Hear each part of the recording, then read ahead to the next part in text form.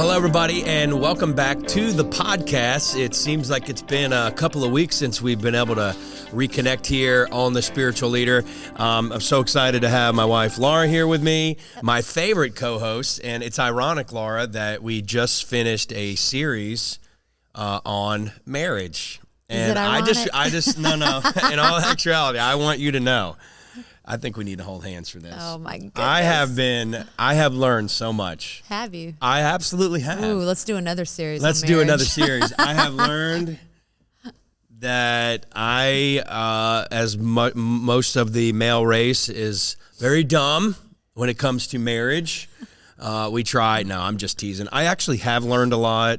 And, I've made a couple of changes over the last couple of weeks. So I know marriage is one of those things. It's a lifelong commitment. You have to constantly work at it, and you should constantly be growing. Amen. I mean, really, it's not something you ever you've arrived at, Amen. And I love what you said several weeks ago. You talked about, marriage. It begins at the altar. There's two completely, totally different individuals that are at that altar facing one another. No matter how similar you may think you are, you may have, like when we got married, our visions aligned, our goals, our dreams aligned. I mean, we wanted the same thing, our beliefs, all of those things were in alignment. However, when we stood, facing one another, we were two completely totally different individuals, but at that moment, it was a process of two becoming one. And that's a journey that, it'll take the rest of your life, becoming one.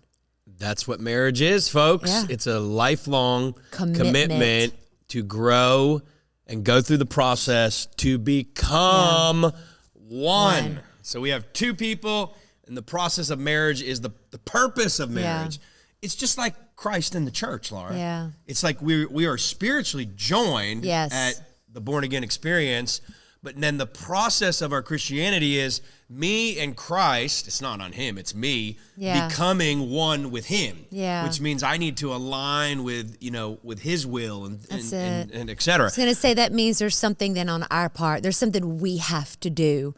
And in marriage, it doesn't just happen. There's something that each of us have to do to become one in that process. It's the whole thing's just super interesting because we have been joking. I don't know if Laura doesn't really think my joking is funny, but I think I'm hilarious, so I don't really know where to go with that. But we were joking about this concept that people say they married or met or they're dating or they're with their soulmate, and I'm not a big fan of that whole concept. I understand, I think, what people are saying. I think it's a very natural way to look at it because, like you said, Laura, our values when we met, we knew each other since we were young, 10, 11, 12 years old, we met. Our values were the same. Probably our upbringing was the same. We were both raised in church. We both kind of have a structured set of beliefs. But the truth is, when we got married, we stood on this very altar of this stage here. It was two separate people. Yeah. We were, as much as we were alike, we were still completely opposite. And now, Laura and I have been married 20 years, going on 21 years. And, it's every season you learn, you grow, you figure out like we evolved. Have we evolved as people? Which means the rules change at some point. Like Laura's maybe not the same person. I know she's not the same person per se. Like she's grown, she's matured. The same with me. We have different, outlooks. We have different viewpoints. Somebody said one time, politics has been like such a huge part of the news in this last, 10 years or more. But they say they're going to hold something against a politician because he voted a certain way, 25 years ago. But I love what you said. You said that person could have changed. I know there's flip-floppers in politics, but the thing is people change. Mm-hmm. And one of the challenges in marriage is as we change, we adjust to one another's changes. But it's just super interesting, the whole concept of marriage. So anyway, we're going to be getting into some of these things with marriage. We're going to be talking about things like communication, growth, responsibility, and kind of just how to keep moving forward, you know, in our relationship. Yeah. So. Well, Excuse you know, me. we started out by saying, you know, men and women are completely different. And that would be one reason why we really need to communicate. We shared these on Sunday, and I like some of these. I wanted to share some of these because, again, you may go, yeah, but my husband and I, man, we're so similar. We're this or that. help Well, us. whether you know you are in peace and harmony, you're still very different. And I'm just going to share some of these things that we did on Sunday. Yeah, these are great. It says women speak 20,000 words per day. Ladies in the house, we speak 20,000 words per day. Men use only 7,000 words per day. So right there's a big disconnect and gap right there. If one is just talking, and then the other one, you know, they shut down. They don't know how to communicate. I love this one. It says 70% of a man's brain is shut down during sleep. I want to say sometimes it's 70% shut down when they're awake. But 70% of a man's brain is Just shut kidding. down during sleep. 90% of a woman's brain is still active.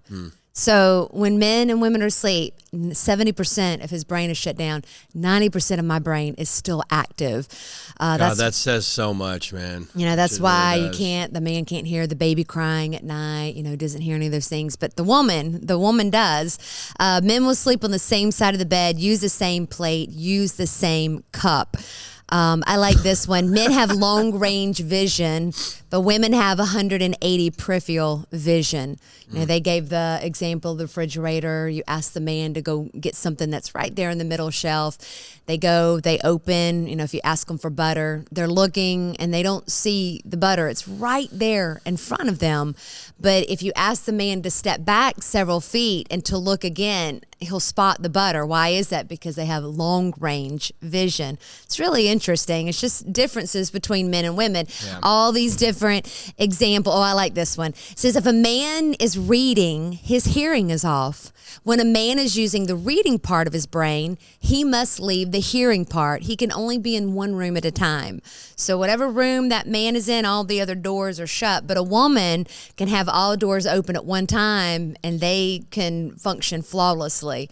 You know, so here, if I'm trying to talk to my spouse and maybe he's reading something at that moment, and then later I'm like, but I told you that. And he says, I never heard you. Chances are he did not hear me. That's 100% because true. he was in a room and all those other doors are shut. And I like these. These are just examples of showing like reasons why men and women need to communicate. You know, we shared the other week that communication problems is the most common reason that men and women get divorced. Yeah. I think it was like 60-something%. 65%. It's the most common factor that leads to divorce. But then the second reason that leads to divorce is couples' inability to resolve issues. But Which goes again, back to- it goes back to So pretty much communication. 100% of, well, we'll just say 90% of marriage problems surround the issue of communication. It's important. Yeah. It's important. I agree. It's interesting because communication's not been a strong suit of mine.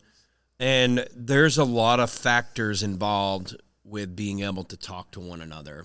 I met a guy years ago and did some leadership trainings with him.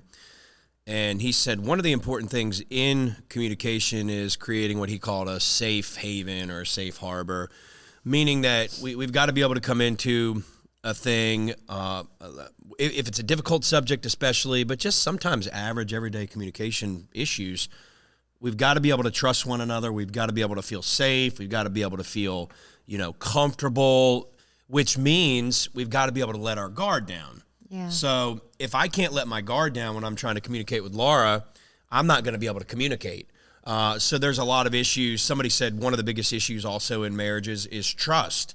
And trust is not just about like if there's infidelity in the marriage. Trust is like, can I trust you with my heart? Can I share what's on my mind without being judged and condemned, and et cetera, and vice versa? Yeah. Can you share something with me without me trying to fix everything or give you my opinions?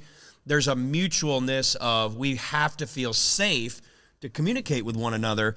But I think along with that, just being able to sit down, Laura, and talk seems to be one of the hardest things for married couples to do.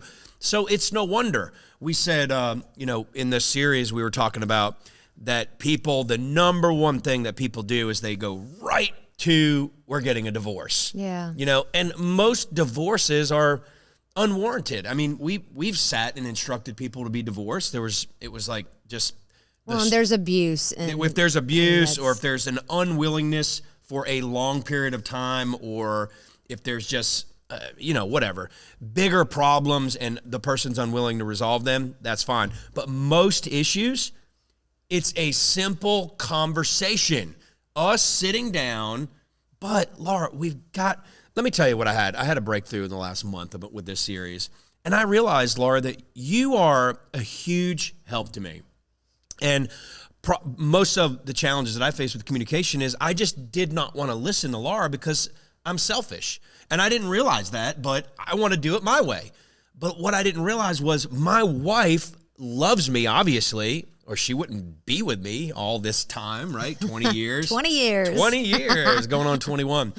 But you love me. You care about, the things I'm doing, etc. So when you're telling me something, I would normally just say, oh, I'm not going to listen. I'm going to do what I want to do.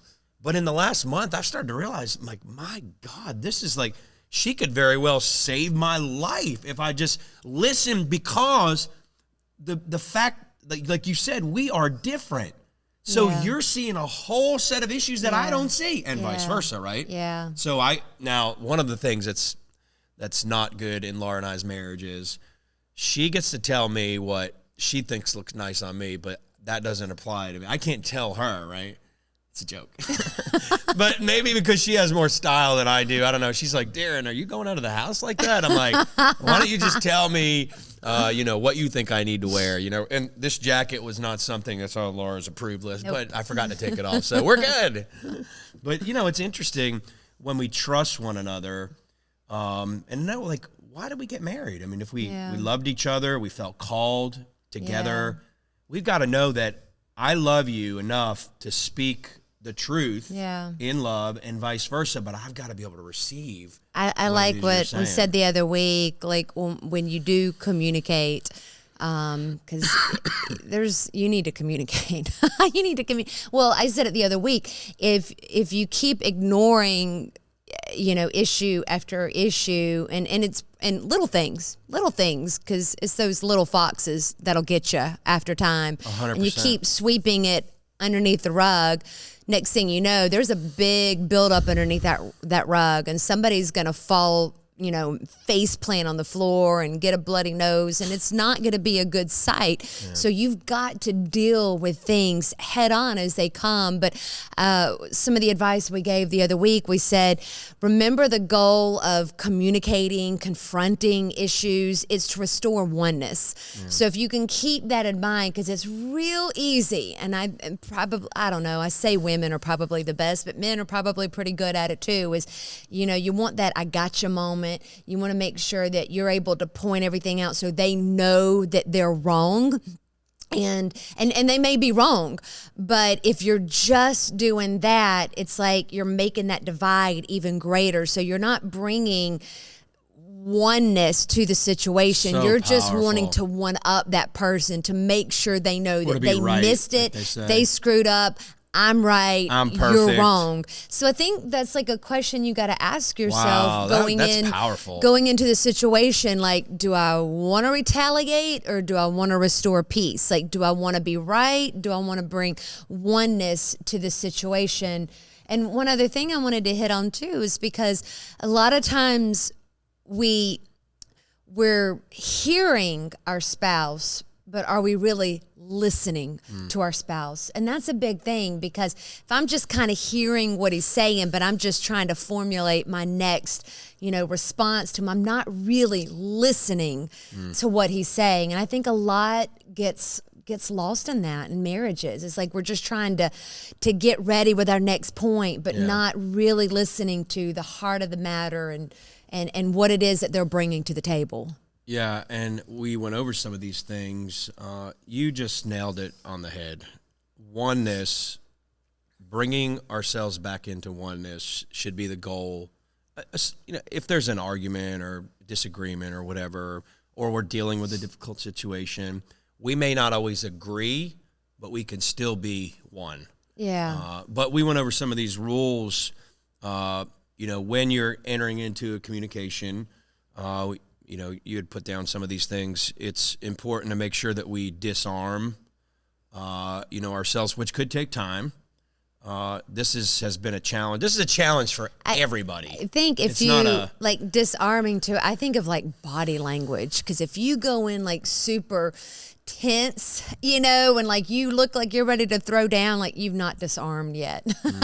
There's this. If you're feeling that adrenaline, you've not disarmed. You're not ready for peace. You're ready for war, and it's hard to realize that. Yeah. Those juices get flowing, and man, you're ready to throw down. Like me, I want to deal with things like right in the moment, and sometimes that's not the best time to deal with things, because there is a lot of adrenaline and emotion that's involved in the situation that then can come out in an unhealthy manner.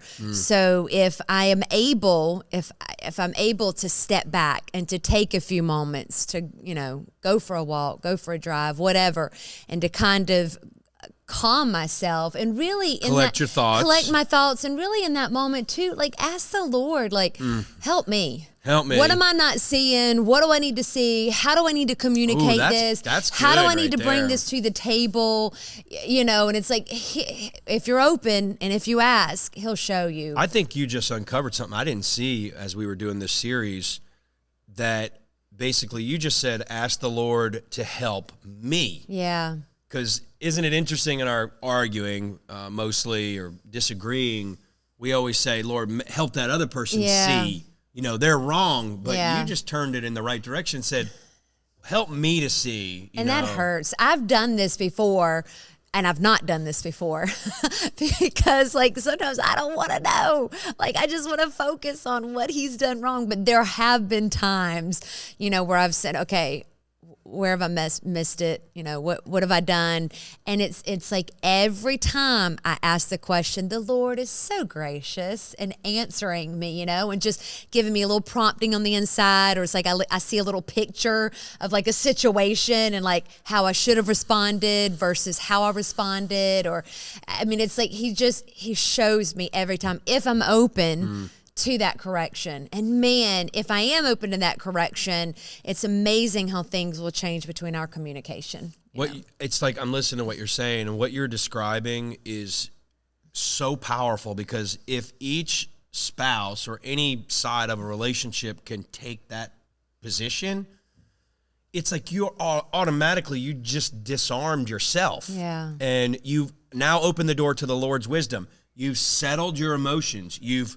Because emotions are interesting. They will amplify anything times 1,000.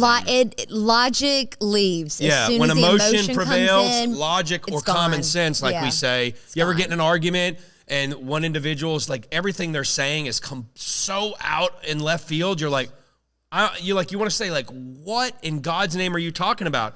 That just simply means emotion has overridden logic and common sense. Yeah. So by taking the time, Laura, you just painted a picture of, if I can just step away from the situation for a minute, take a deep breath in, go sit in a room by myself or go for a drive or whatever, let my emotions settle, then take the time to ask the Lord, what can I have done? What did I do, and what can I have done differently? Or how can I approach this situation? What can I do to bring resolution to this?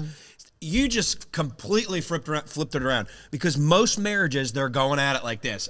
You're wrong, and I'm going to show you you're wrong. Yeah. But that is a dead-end road, and let me be honest, that is not healthy communication. That is just... It'll bring more harm. It's going to be destructive. Yeah. Wow, I'm getting a hold of something I didn't see even in the last couple of weeks. I Laura. encourage you, because we got to wrap this podcast up, but I encourage you, I think this is a really great point to just take home with you today. If you can really focus, and it comes down to using self-control and discipline. But if you can step away from the situation, Wow. and like we said, go for a walk, go for a drive, run out the door quickly or something, whatever it takes, lock yourself in the bathroom and just take some deep breaths. Just sit down quietly, close your eyes, and then just as you kind of settle yourself, ask the Lord. Just ask him for wisdom, ask him for help, ask him to So show good. you. Man, if you can, this week, if you can work on that, and not just in marriage, but in relationships that you have, there could be some challenging family relationships that you're dealing with, Oh, yeah. or with children, or with siblings or parents or in the workplace, and whatever situation you find yourself in. If you can start to work on this and to use self-control, to use discipline, I think this is a tool that you can use to better communicate. Yeah, and I just saw something as we're closing here today, how important walking in the Spirit is, Yeah. with the fruit of the Spirit: love, joy, peace, patience, long-suffering. So there is a way to improve, and we're going to continue on Yep. with this in the next podcast, talking about communication, and then we'll see if we can get into some of the other areas. But this is so important. And the thing is, God wants your marriage. God wants your relationships, your relationship with your children or your parents, coworkers, all relationships. He wants them healthy. Yeah. And I believe through God's word and life's experiences, we can uncover some of those tools, Laura, and skills that we all can develop ourselves in. So it can get better. And if you continue on, it will get better. And I just want to just lift up that person. Maybe you're watching or listening and you've been having some challenges in some of these areas. Just take a moment, like Laura said, just today or sometime this week, and just ask the Lord, Lord, help me to just be disarmed and to get the heart of God on the subject. You'd be surprised what the Lord would lead you into. And you may have to humble yourself and say, listen, I made a mistake. I missed it. And that's okay, but that's the beginning of the healing process. So listen, we love you, and we'll see you next week. God bless.